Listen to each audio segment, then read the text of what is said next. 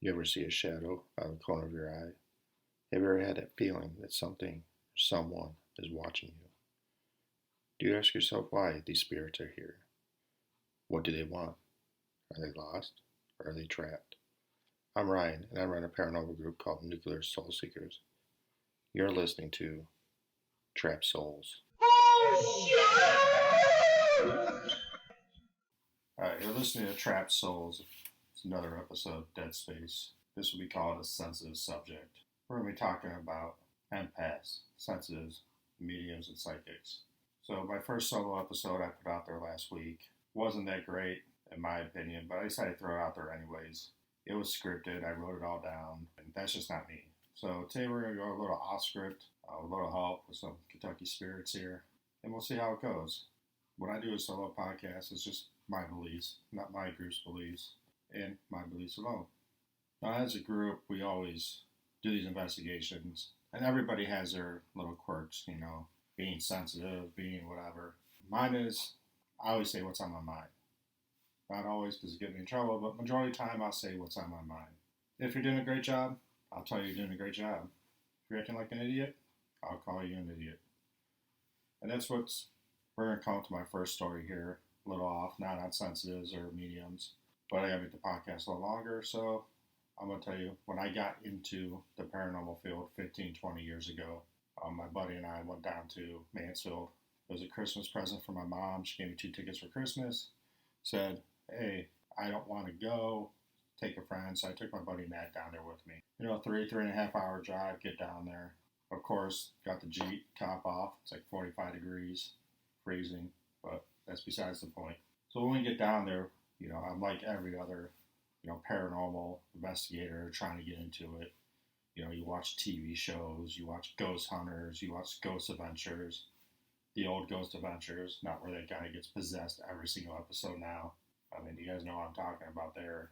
I go down there, I got a recorder and a flashlight. That's it, and my cell phone. It's 20 years ago, like 5 megapixel cell phone. So it wasn't great. I want to go out there and try to be one of these guys, get my own TV show. So we get there, we meet up with our guide, just like any big place you go to, Trans-Allegheny, Mansfield. They'll take you around, tell you the hot spots, tell you the stories. I'll tell you what, Mansfield historically is a beautiful place. Great stories. Architecture, obviously, is unbelievable for its time period. So we're just going around talking about everything. The guy did mention a couple things about rules.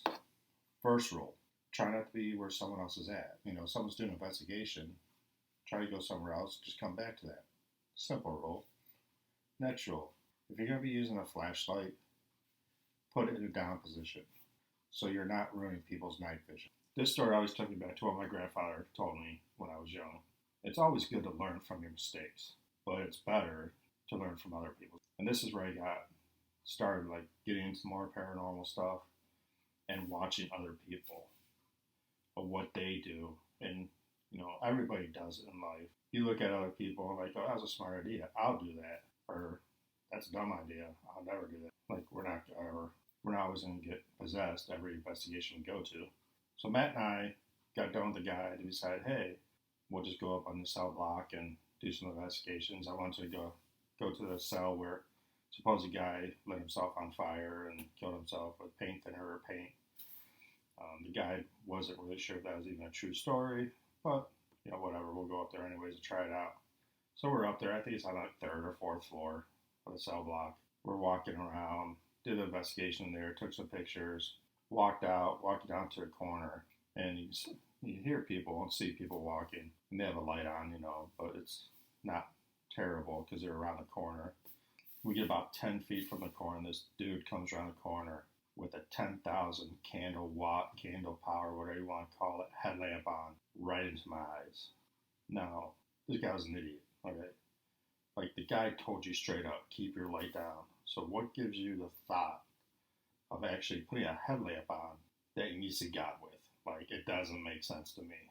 This idiot blinds us, and it's just like, oh, I'm sorry. Like, dude, no, you're not, because you're the idiot who did it to begin with, so you're not sorry. I probably still see orbs to this day. Spots. That's probably why I don't believe in orbs. And so I'm seeing stars for the rest of the night because this dude blinded me. Listen to your guide. Have a little common sense when you're doing these investigations, especially when you're going to a bigger place and they got a lot of people. Now I like to rent out places myself, so we don't get that. If it is, or it does happen, it's one of my group members, and I can talk to them like how I want to talk to them. Right. So, I mean, that's simple rule. Just want to put that out there. Like, you always try to learn from others people's mistakes. Second of all, one thing I did learn, everything is not paranormal. So about halfway through Mansfield, they have pizza and drinks for us. Matt and I decided to go partake in some pizza and coffee. So at this time, we go down, sit down at a table. Matt's sitting across from me. And the people behind Matt were talking and saying, oh, we got all this stuff happening, all these experiences happening, clear as day. So, that piques my interest. So I'm listening a little closer. And it would end up being somewhat comical to me. She said they were having a full-fledged conversation when they were in a jail cell. The one lady stated that she asked who she was talking to. I mean, that's something we always ask, right? Who am I speaking to? That's a good question. But the spirit answered, clear as day. Hey, I'm Steve. What is your name? And that was clear as day. So clear the whole group heard it. Like, they were just fanatic. Then she went on to ask. Then she went on and says, I'm Beth. Are you in the cell with us? So Steve, the spirit, spoke again. Who's in the cell with us? It was so clear. Almost as if it was coming from a cell next to them. Now, could I have been a spirit? I can't really say no. I wasn't there. But Steve, who we met earlier, was sitting a few people down from us at our table, just started laughing. So know your surroundings. You just can't be thinking, hey, I heard someone. It could be someone. I do it on EVPs all the time. Like, I hear people down the hallway, and you get it's my group, so I recognize the voices. I understand that. But you got to be able to recognize, like, full-fledged. Most EVPs are not full sentences.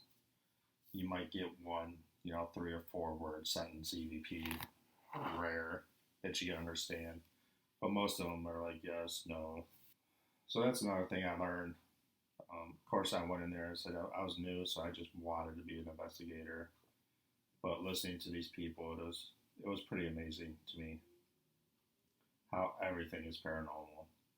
So one thing I did learn on that is I go in not expecting anything. Every place I go to, I don't expect to get anything. That's why I don't do any, usually, history or research before a new place I go to. And when we go, I tell the guy we don't want to walk through. The main reason I do that is so it doesn't influence me and my mind. And one thing I do that so it doesn't influence my investigation. Because if you think there's a lady, you might actually start believing the lady in your imagination.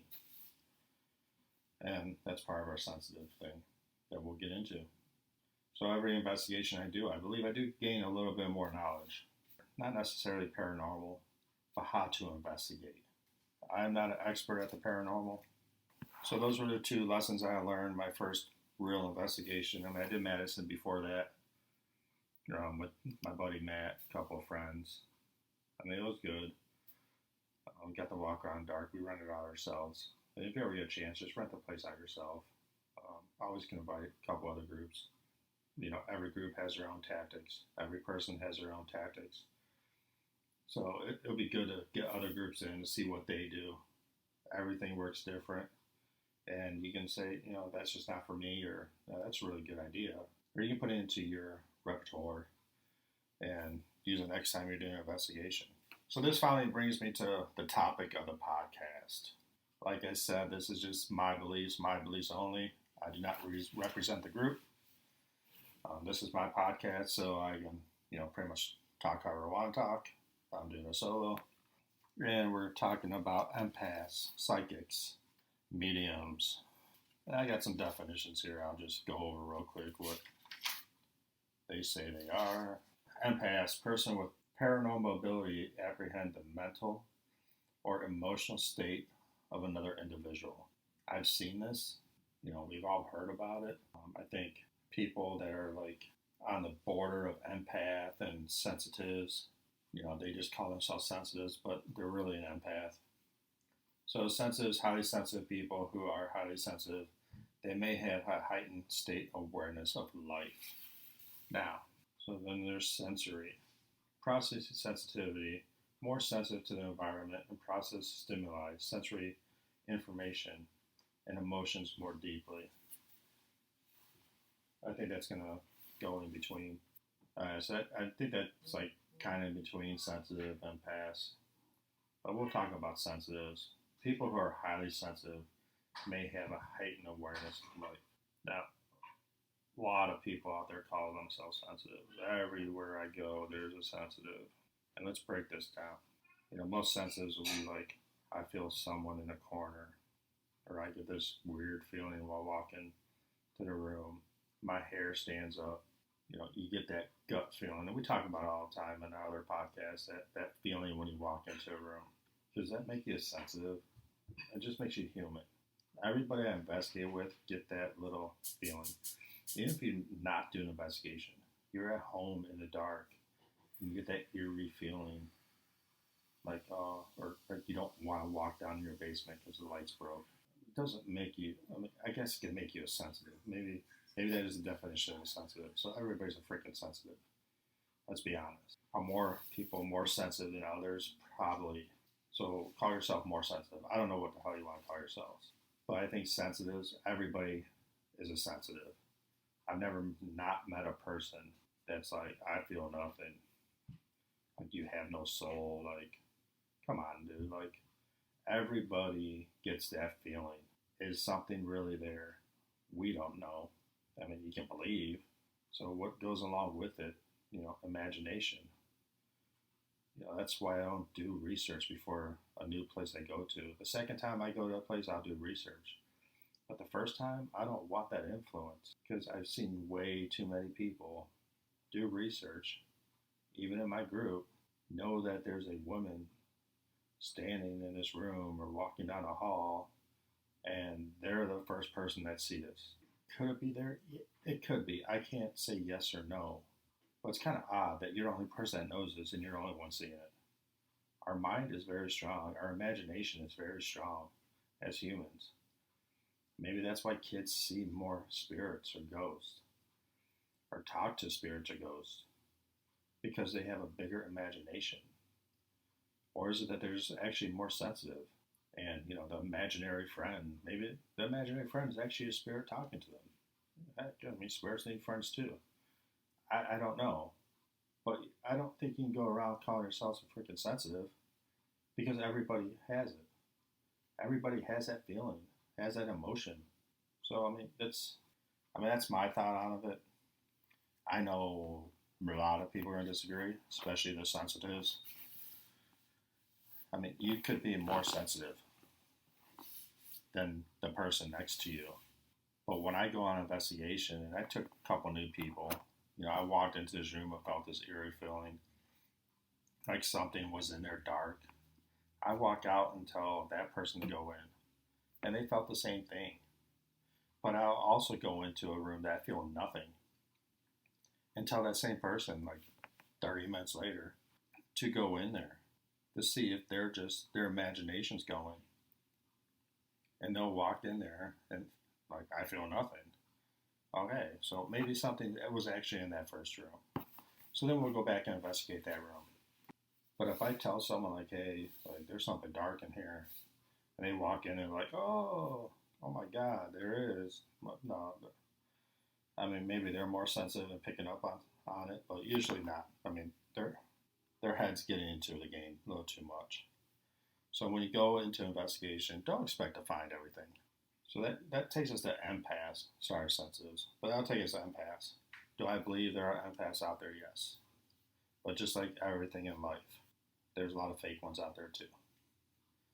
So empaths, person with paranormal ability to apprehend the mental or emotional state of another individual or group. I talked about this before with my daughter. We're in Fairfield. She was down in the basement, I believe, and she was with a group of the girls from my group. And we went outside, take a little break. It was nice out. And she was telling me that she felt really emotional drained. She was just crying. She was still crying. like tears going down her eyes. She had no idea why. She just felt sad. So her being a kid, I told her, mate, you're not possessed. You're feeling what those kids felt when they were there, sad. Because it was a poor house. They got treated like crap, and they were all together, and they're probably sad. So she was just picking up on their feelings. They want, maybe not on purpose, but they wanted her to feel what they felt.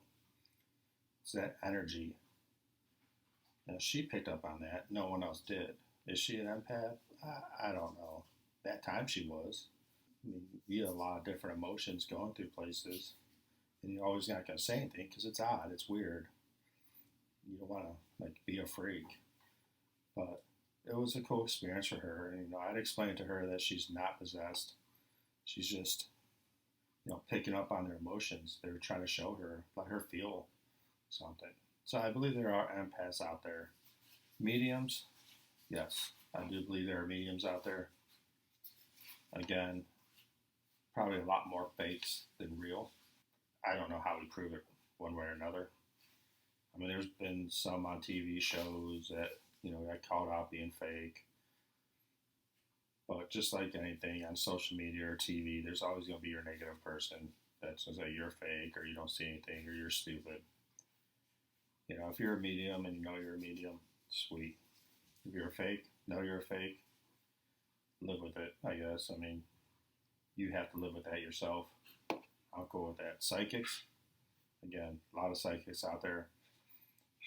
You had Mother Cleo or whatever down in Jamaica who lived in Georgia that made millions out of people. Ended up being a fake, but people want to believe. So she made a lot of money on people just wanting to believe. But there are real ones out there, I believe. And again, there are a lot of fake ones out there. So if you're going to go psychic readings, tarot card readings, make sure you do your research. If there's a lot on Facebook, and I'm not saying anything about true or false, I don't know them. There's a lot of people who will say, yeah, this person's legit, this person's not. So do your research before you want to go get a reading. Realize it's for fun. Like, if I'm going to get a tarot card reading or psychic reading, it's for fun. All right, so that is my feeling on all that subject. Empaths, sensitives, psychics, medium. I'm hoping to work with a couple in the future. We got some plans going next year. I'm going to try to get a medium down with us. I think it'll be interesting. Again, I'm always up for new stuff to try in the paranormal world and see where it goes. We are going to be doing a big trip coming up next year. Plans are not concrete yet. Still going around on how I want to do it.